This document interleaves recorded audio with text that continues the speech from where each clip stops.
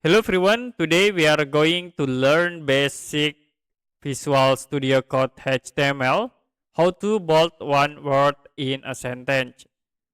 So like example, I will create a paragraph. Okay, you can set the names. I will bold this word. Now you can click file and save, and then I will open in browser. So this is the text.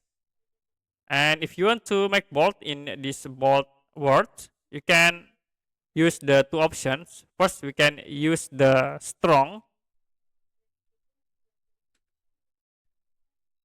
and make sure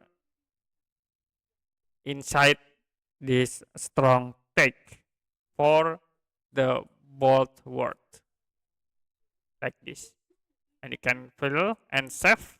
Now you can refresh to be bold the word. Or you can use the B tag. You can type B.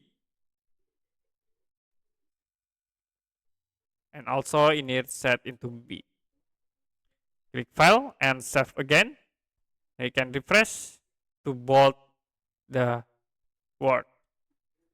Okay, that's it for basic Visual Studio Code HTML. How to bold one word in a sentence.